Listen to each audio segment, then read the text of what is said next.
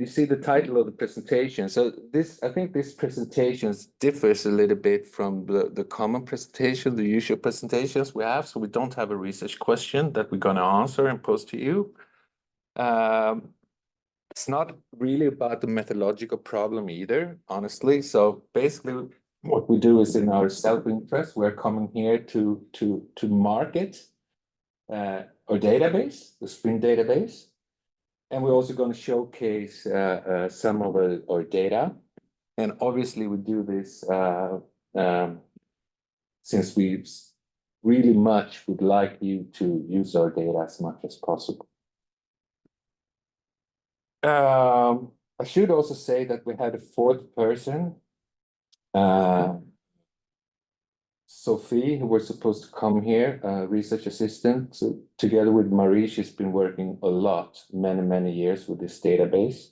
Unfortunately, she turned ill, so she had to cancel her trip over to Oxford. The presentation is basically divided in three sections, as you can see on the slide. So I will say a few words about the beginning of the SPIN database, where it comes from and why we do this. Then Marie's going to take over, talk more about the present state of the database, what's included, and showcase some data. And then John is going to take over, continue showcasing some data, but you're also going to talk about our future plans. And after that, we can have Q&A. So now I'm going to change this. So the whole SPIN database is very much closely related to the so-called dependent variable problem in social policy, comparative social policy research.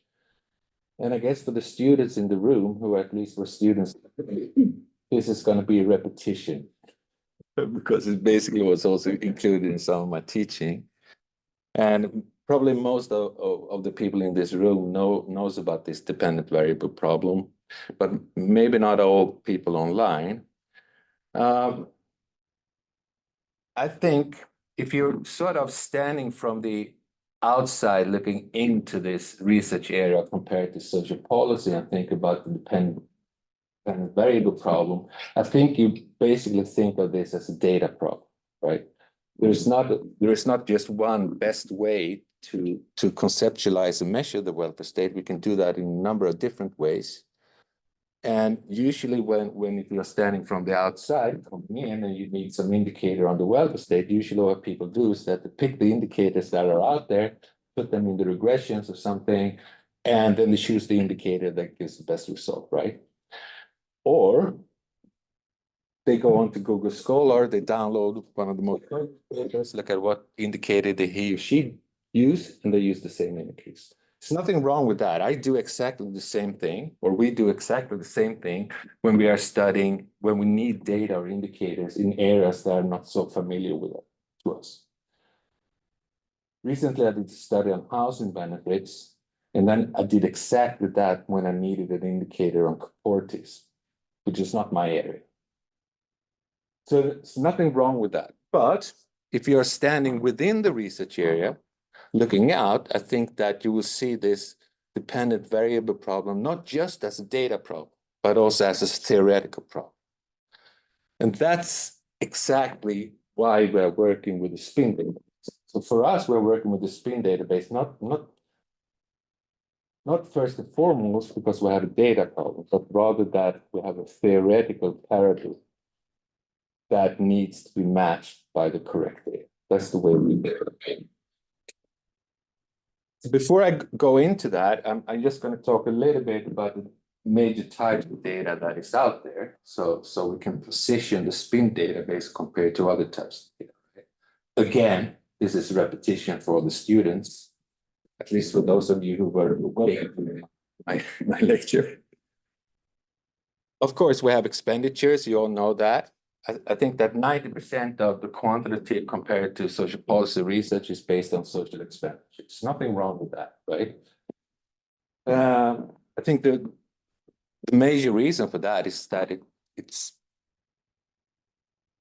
been collected by international organizations for most of the countries, at least the affluent countries, but also most of the countries in the global south. You can just download it and you're up and running in 10 minutes. The disadvantage, I think we would argue, is the theoretical relevance. For some of the research questions that we want to answer, social expenditure could be the key variable. But I would say that for most of the questions, that's not really true. Of course, welfare state regimes, if we don't really find the indicators we want, we typically rely on the regime approach, following Esping Anderson or some other prominent person who sort of categorized welfare states in different categories. Actually, I quite often, at least a couple of times a year, just for the fun of it, I usually go out on Google Scholar, and then I try to find how many papers that were written in the last year mentioning Sweden as the archetypical country of the social democratic Esping Anderson generous universal model, right? And there are still plenty of studies doing that, although that all our indicators basically show both the social policy indicators and the outcome indicators, inequality, poverty, shows that today Sweden is just a typical middle income OECD, middle OECD country, average OECD country. So the problem here is that social policies change, but our regimes tend to be quite static, which is obviously a great problem. Another thing that's quite popular, growing more and more popular, especially when we study the EU countries, is to use, I would usually call it caseload data or income distribution data. It's basically, we look at the number of people receiving a certain type of benefit and so forth.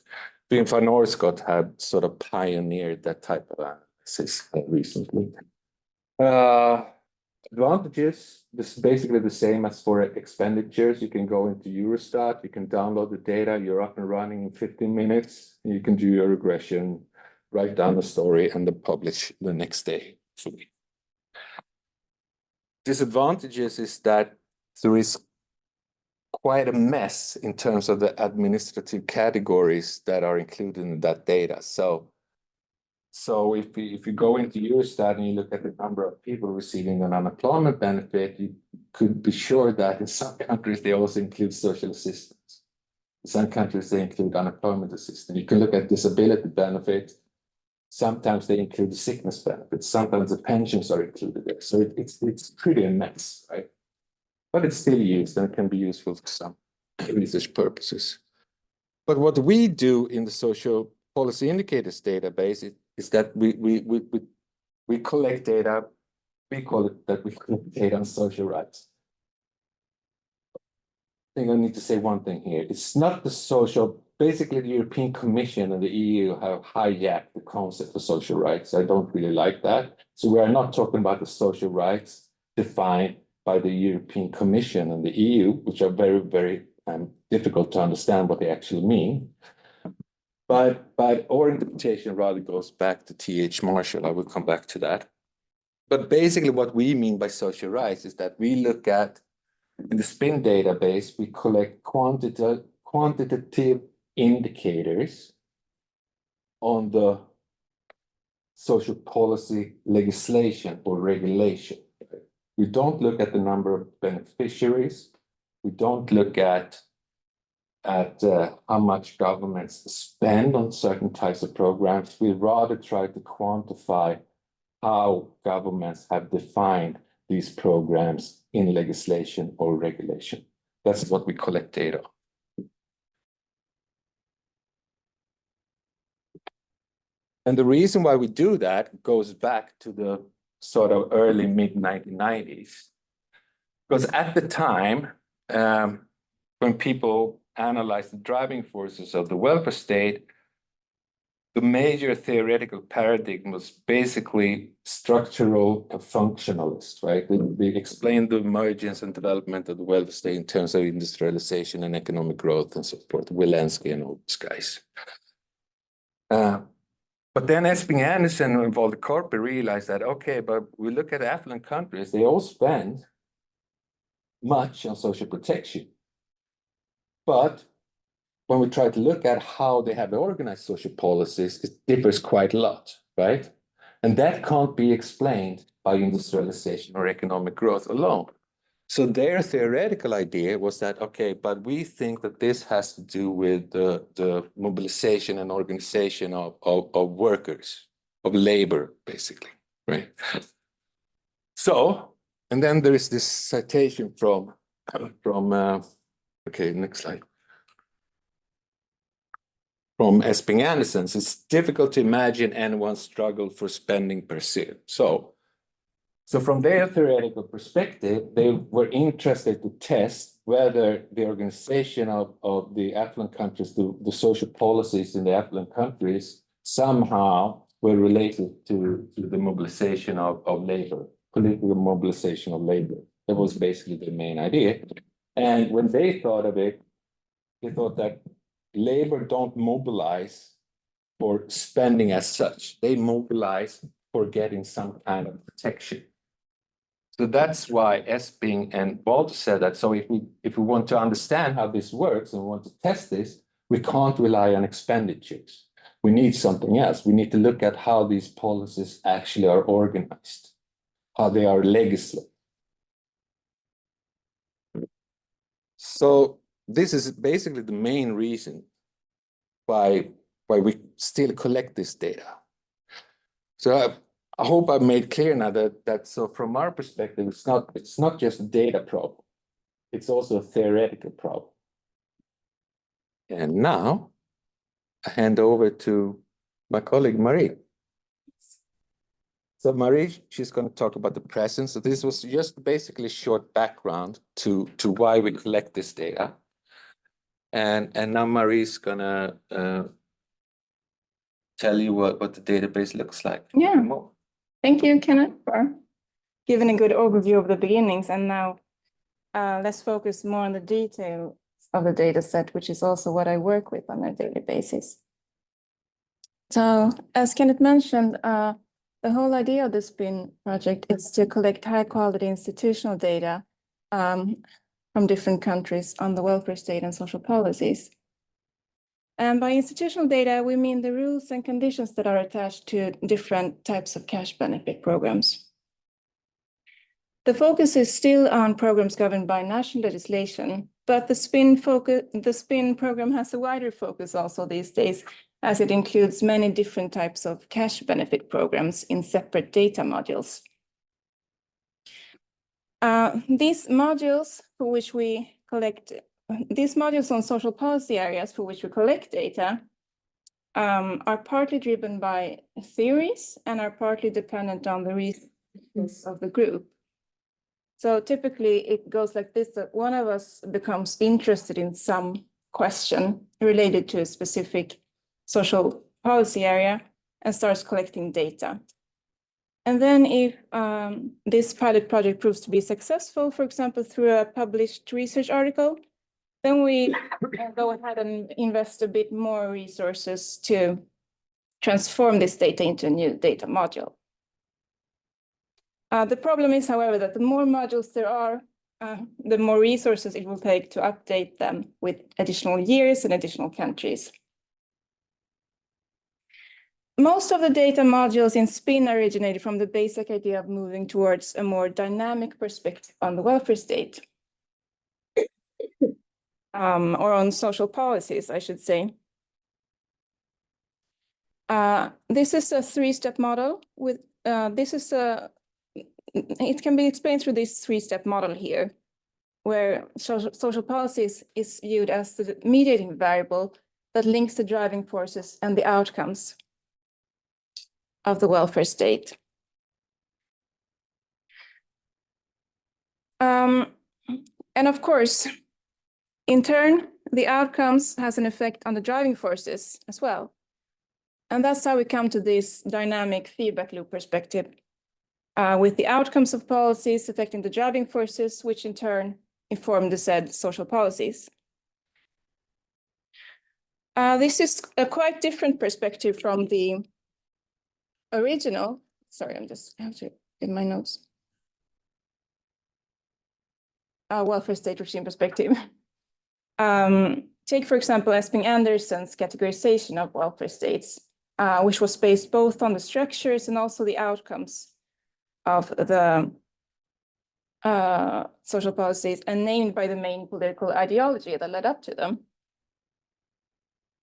But by only focusing on institutional structures, we think we are in a better position to analyze why countries sometimes seem to be caught in a vicious circle of retrenchments and increasing inequalities, or why some other countries seem to create better cycles of policymaking. And this is the perspective that initially inspired Kenneth to collect data on social assistance and Tommy Ferrarino to collect data on parental leave. And it has continued to inspire many younger SPIN researchers to develop new data modules. And Jan will talk more about this later on. As I said, the SPIN program contains many different types of cash benefit programs, and they're listed here. First, we have the child benefit dataset, which not only includes universal benefits, but also income-tested, employment-based, as well as credits and allowances provided through the tax system. So there's many different kinds in this module. We have housing benefits, and we have the out-of-work benefit dataset, which covers out-of-work benefits besides unemployment insurance. The parental leave benefits dataset, I will describe in more detail in a short while. The social assistance and minimum income protection dataset contains information on the benefit position of low-income household families. The social citizenship indicator program was the first SPIN dataset on 4 core social insurance programs. It was discontinued in 2005. The social insurance entitlements dataset is the direct continuation of the SKIP program, but for a larger number of countries now, and Jan will give a presentation of this dataset later on. The social policy in East Asia dataset covers social policies in, for example, Indonesia, Korea, the Philippines, Thailand, and Taiwan. The student support, lastly, and fees dataset is focused on students' rights to financial aid and their obligation to pay student fees. Some more SPIN numbers here. SPIN contains 39 countries, most of them coded between 1930 and 2020. Of course, this generates a lot of data points, almost 4 million.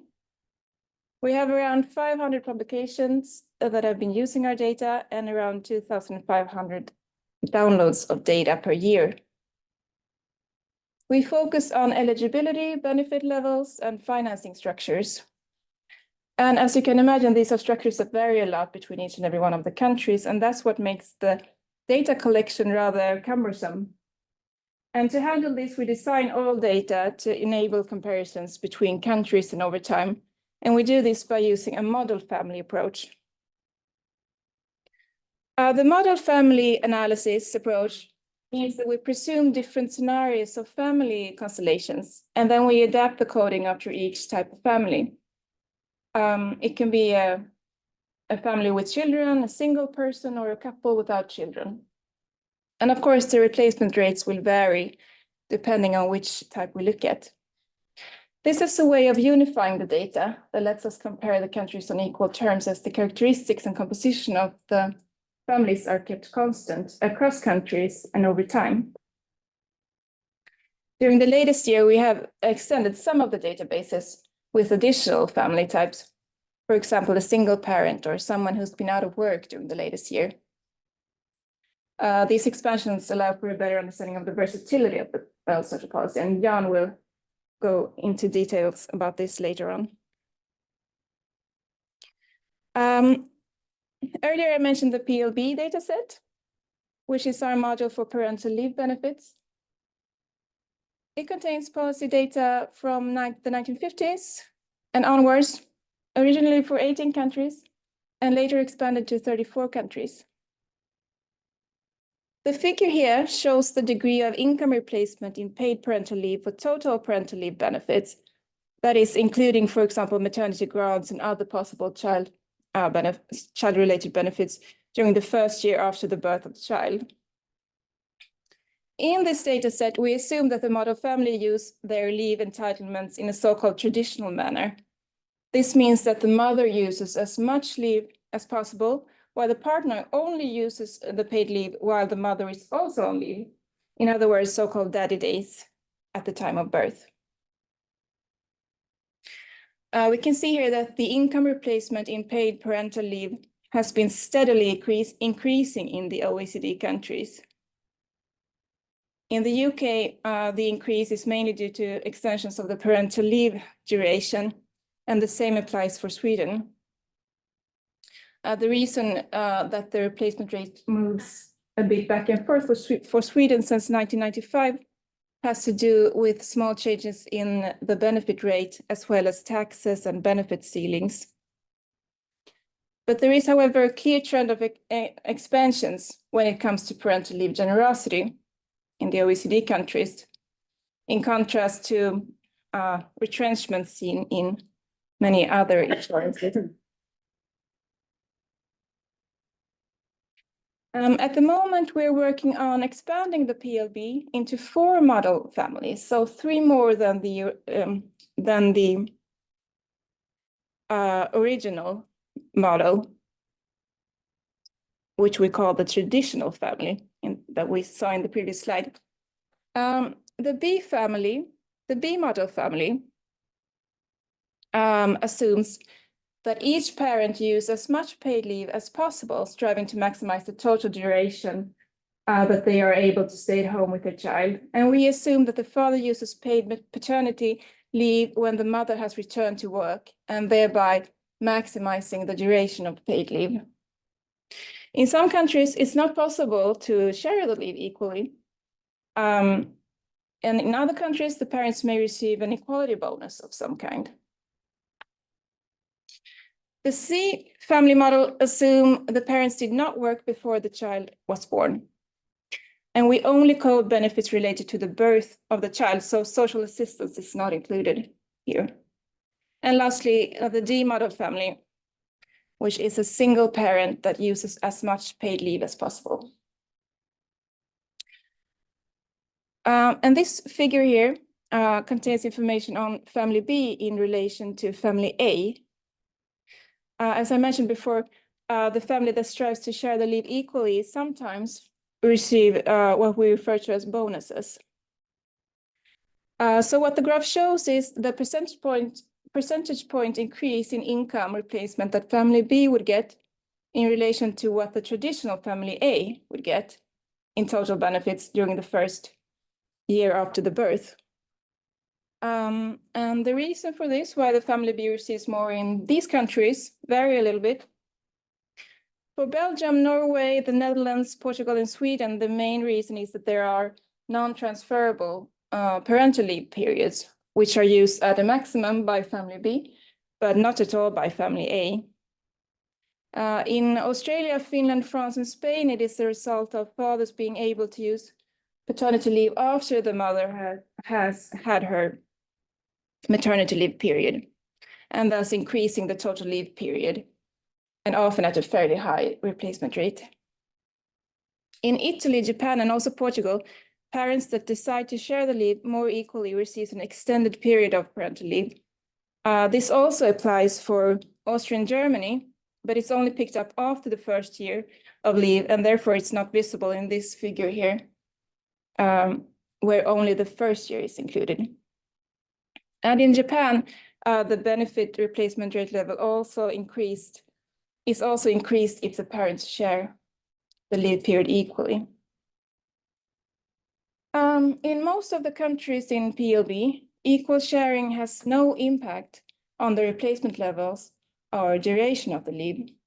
But as we have illustrated here, in an increasing number of countries, more equal sharing is starting to have quite an effect on the parental leave period. That's it for me. And next, Jan will present the social insurance. So, Marie has already presented you the parental leave benefit data set, which is one of the many modules that we have in the social policy indicators database. And the social insurance entitlements data set, abbreviated SEIT, is one of the crown jewels, let's put it like that, of SPIN. And that is because it directly originates from the Social Citizenship Indicator Program that was founded by Walter Kolpi and Gösta Eshting Andersen back in the 1980s. And so this is basically a continuation where we also had like a geographical expansion. And yeah, as you can see in the figure, this is now basically an amalgamation of both time series. We still ensure that we conduct the same way of coding, of course. Here you can see that the time series spans from 1930 to 2020. So this is the last update that we were working on and that we published. And here you can see the degree of income replacement in the main 4 social insurance programs that we code within SEAT. And these are old age pensions, unemployment benefits, sickness benefits, and work accident benefits. And what does it mean when we talk about income replacement? So you've heard this concept quite a lot, but what does it actually mean, and how do we pursue this as coders? And what we actually do is we look at a model family, as Marie pointed out, that is assumed to have an average production worker wage. So blue-collar workers are working in the industrial sector. And we take that average wage from that sector, and then we do a tax calculation of any given year, be it 1930 or 1947 or 2020. And then we calculate the net taxes of the gross wage that this family receives. So we do a tax calculation for that person or that family. And then we assume, okay, they're going to be unemployed, or they have an accident at work, or go into retirement after a long period of contribution. And what we then calculate are the gross benefits. So based on their work performance, and in a lot of countries, you have income-related insurances where this plays a major role. We calculate the gross benefit. And then we parse everything again through the taxation scheme that we did when calculating net wages. We also calculate net benefits because in many countries, or in most countries, to put it better, benefits are also taxed. And then based on that, we calculate net benefits, and then we put them both in a relation. And with both, I mean the net wages and the net benefits, to form the so-called net replacement rate. So by that, we can actually calculate the ratio of their compensation compared to the previous net wage, and that is the net replacement rate. Yeah, and we calculate these benefits for the first week and also for 26 weeks, so half a year of benefit recipiency. And one limitation that we have in SEAT that we are very much aware of, and we're working on that, and that I will tell you later in some sheets, is that we only have public and mandatory programs that are currently included, so public pension schemes, employment schemes. And yeah, and for those, we calculate the net replacement rates. And what you can see here, for example, on the right-hand side is a figure where we can see the trajectories of Sweden, UK, and the OECD countries, the original 18, as we call them internally, from Gösta Esping Andersen in his Free Worlds publication. And here you can see how the so-called golden age of the welfare state unfolds after World War II. And then depending on which country we're looking at, we can see that it stops at certain points in time. In the UK, it is a bit earlier than in other countries. We see this in the late 70s and early 80s, that a lot of retrenchment is conducted. And I will show you some more details on that on the next slide. And for Sweden, for example, we see that the retrenchment sets in right with the early 1990s financial crisis and housing bubble that burst in Sweden. Here on the next slide, you now see a more detailed representation of the previous figures and what happens in the 4 programs. This might give a clearer picture, at least to some degree. If we look at old age benefits, for example, we can see that there's actually a more or less steady decrease for the UK, maybe except for the last 20 years. And yeah, so we don't observe that drastic retrenchment that we see in the other three programs.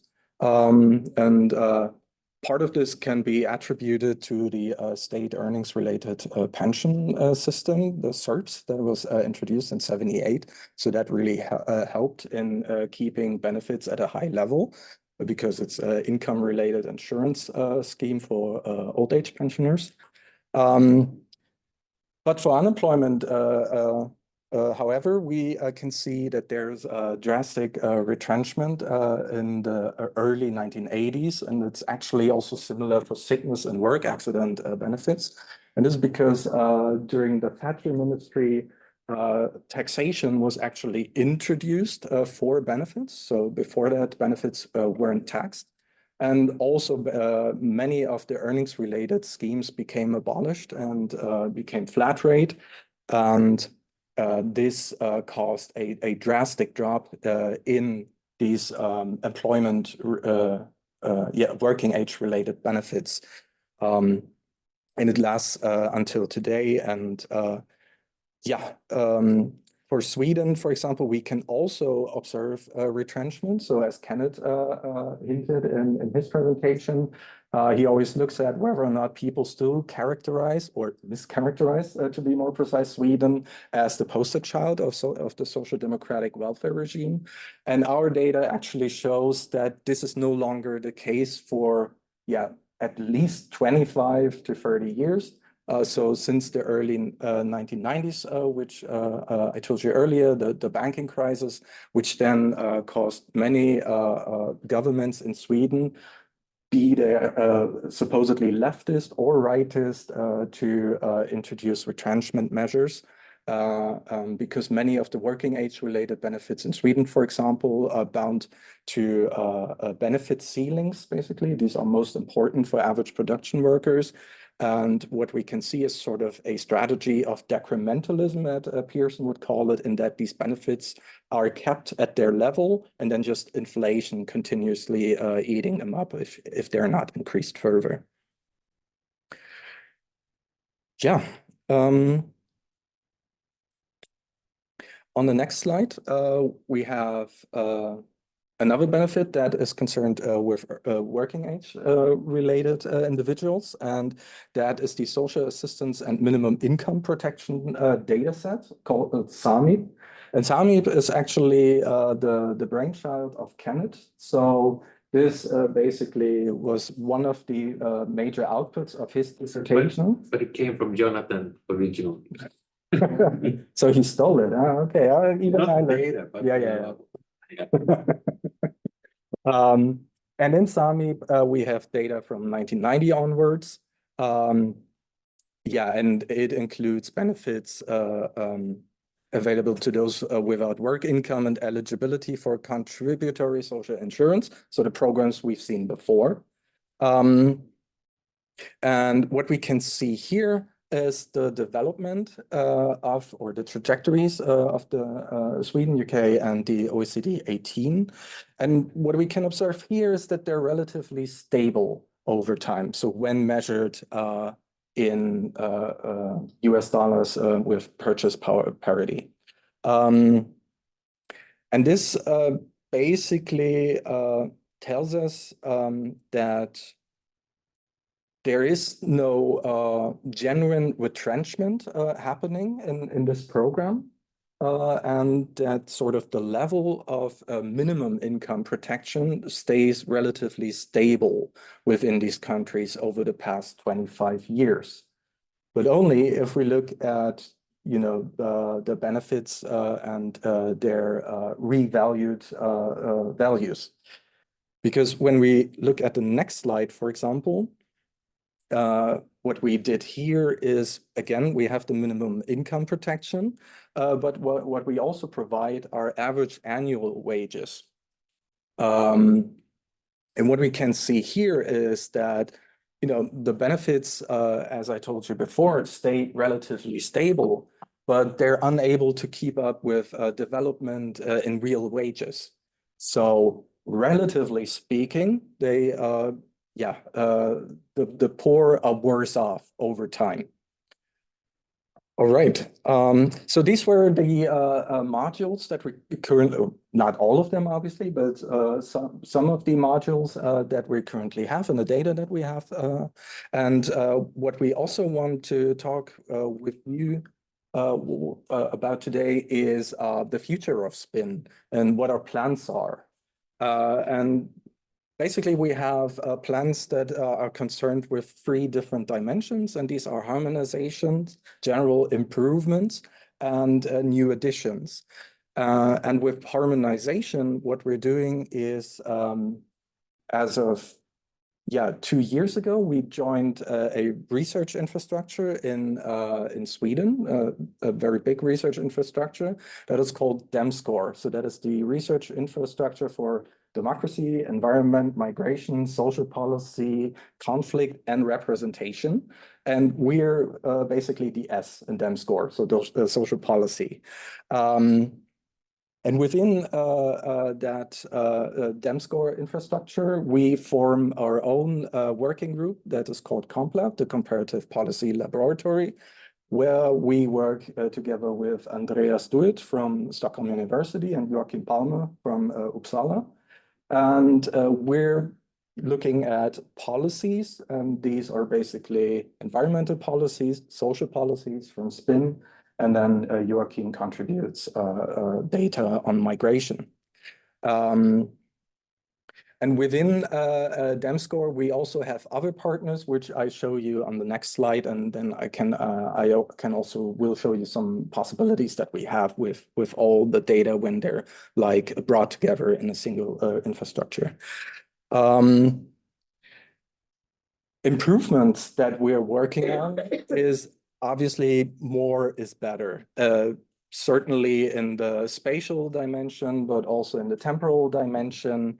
And for the temporal dimension, we are currently working on having CET, so the net replacement rates for the big 4 programs, old age pensions, unemployment benefits, sickness and accident benefits, to have annual data starting in 1960.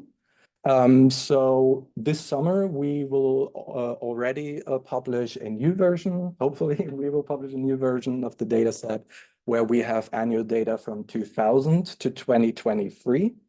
And our mid to long-term goal is to always provide the most recent data that we could provide. So we will have annual updates, always providing the last year, but then we are also adding earlier decades from then on.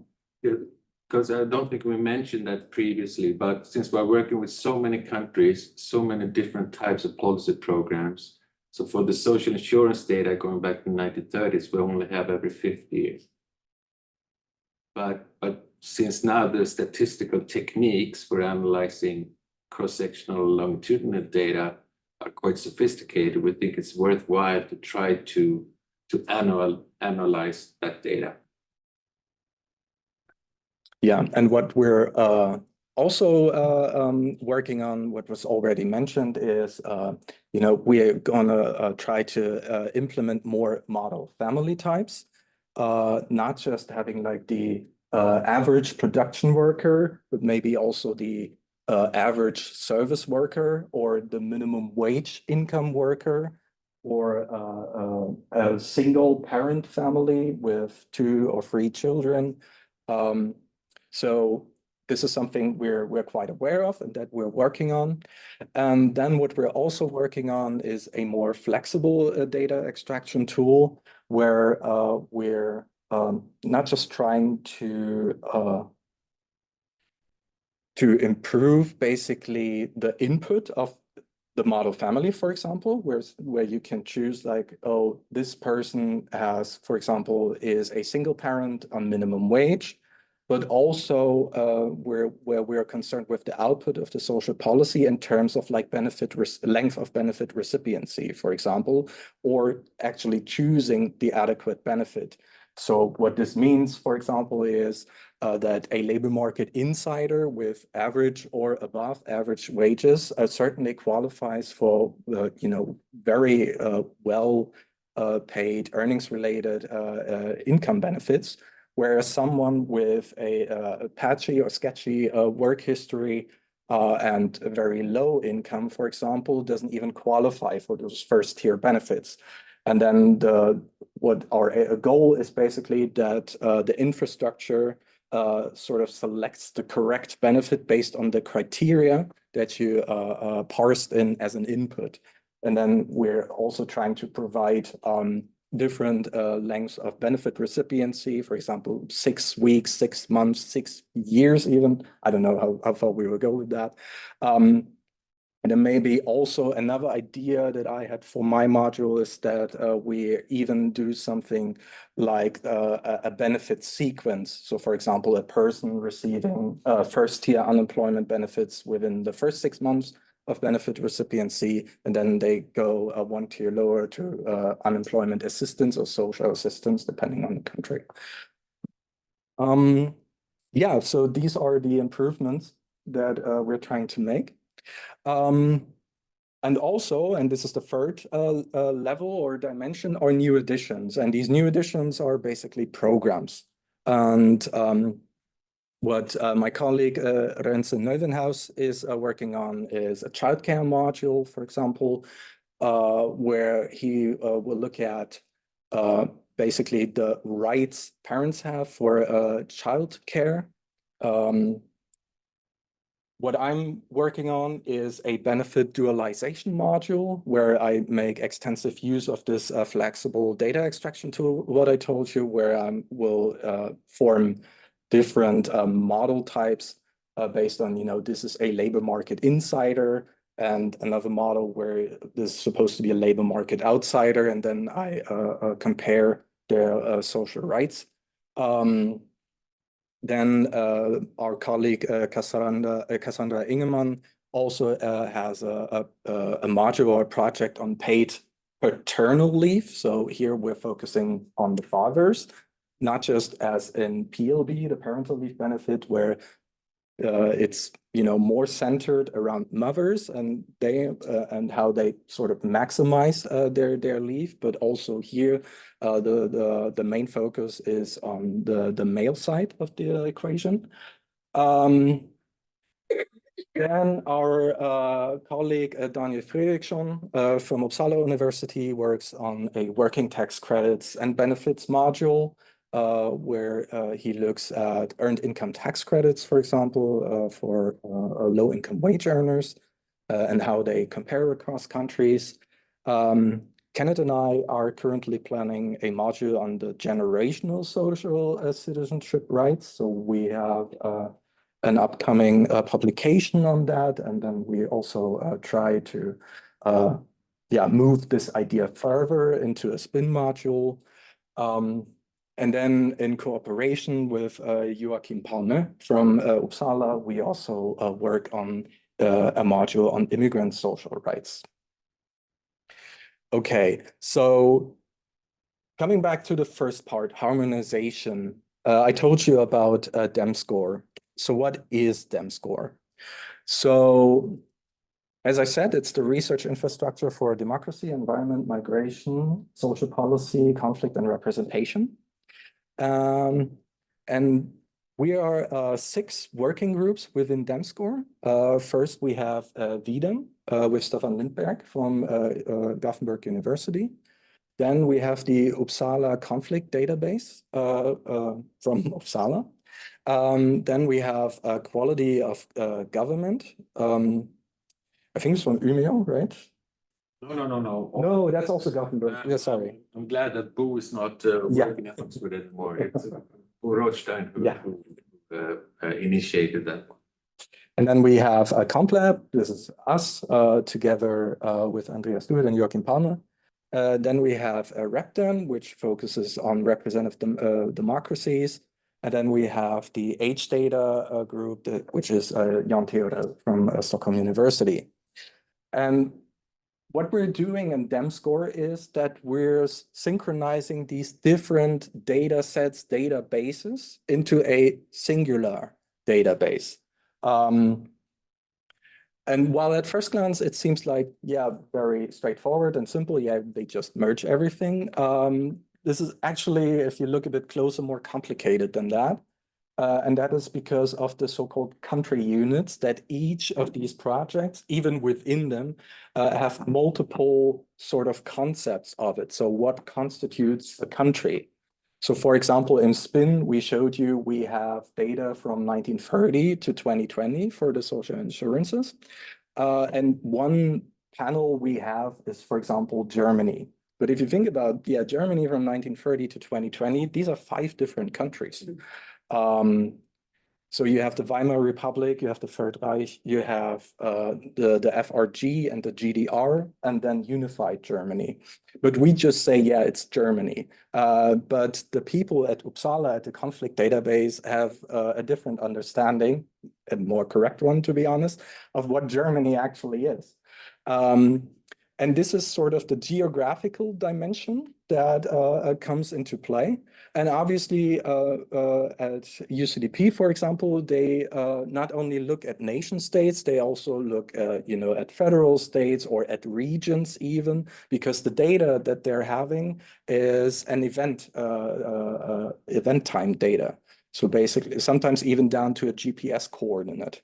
And if you want to merge data that stems from this project on, let's say, terrorist incidences in a given place, and you would like to correlate that with unemployment benefits or social assistance, for example, then this whole infrastructure comes into play and helps you, or not helps you, it does all the merging for you. So what you basically just say to the infrastructure is, here, I want these 2 or 20 or 200 variables merged. Please go. And then it will do that for you. And I guess here, there are many in the room who have experiences with merging data and how cumbersome it can be sometimes, or even frustrating, me included. So this is what DemScore now does for you, does for all of us. And what I did here as an example, so DemScore also has a graphing tool. So you just, so that you can just have a quick glance at the data, even like data availability or something. And here you can see what I did is I show you the unemployment. Oh, that's not what I wanted to do. Yes, it's a touchscreen. It catches everybody out there. Yeah, but good to know. The unemployment replacement rate for the average production worker. And here you can see this is sort of this inverse U shape. And as Kenneth pointed out, even here in recent years, it's lower than we started as in 1930. And I added another variable, and this is the cabinet center of gravity, the right-left indicator. That was initially from Wollendorp, Keeman, and Butch, if I am correct. And this is from the RepDem database.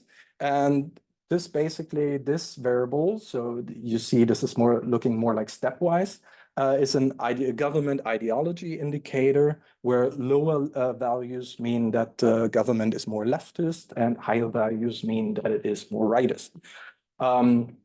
And as you can see here, so that's like the proof of the pudding, what I told you earlier with the early 1980s retrenchment. You can see that this coincides with the Thatcher ministry. And what you can see here is a sharp increase in the right-left indicator. So the government was more right, and then the unemployment insurance replacement rate dropped.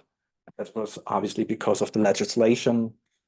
It was, for example, also interesting of the right-left indicator is that even here in 1907, when you have Blair coming in, I mean, you see a sort of shift to the left, but it's not comparable with like the left governments you had in the so-called golden age of the welfare state, where we actually see the expansion of unemployment insurance benefits. And that might also explain why it is persistent at this lower level. All right, last but not least, I only need 2 more minutes. Here is some preliminary results and data that we have for the new modules. So Renze kindly provide me with this figure on the left. And here we have guaranteed childcare in hours per week. And what we did here is basically that we coded the hours that are guaranteed by law to parents. And here you can see how the the countries within Great Britain compare, for example, and we contrasted it with Sweden. I have to say for Sweden, there's not really legislation on the maximum amount of hours per week. So Ransom was very adamant that I explained this. But this is like the minimum that is guaranteed to unemployed and parents on parental leave.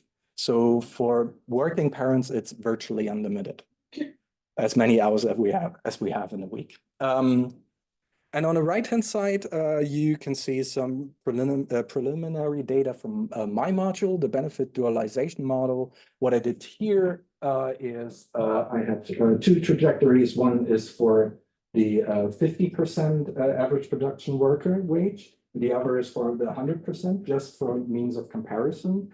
Right now, we're also able to change this APW to something else, like average worker, or for example, a minimum wage earner. Just to compare it with previous data, I left it like this. Oh, this is for unemployment insurance, sorry, yeah. And here you can see how the net replacement rates develop for these two model types. And on the left-hand side, you can see Sweden. And the blue line is basically the one that's already available in SPIN, except this is annual data, but yeah, it's basically what's already available. And you can see, for example, for the lower income model type, you can see that these that they very often max out on the gross replacement rate that is guaranteed to them. So in Sweden, if you're a low income earner, your gross replacement rate is identical to the net replacement rate. But for people with average wages, for example, the benefit ceiling is more important because it limits what you're receiving. For the UK, again, you see the dramatic decline since the 1980s. But here you can see that there's no benefit dualization going on because the distance between those two trajectories remains similar. And this is because obviously, we have a fixed benefit basically for everyone. But just interesting to know for you, for example, so here in 2022, the trajectory ends at 7%, at a replacement rate of 7%, which is by far the lowest value within the entirety of SPIN.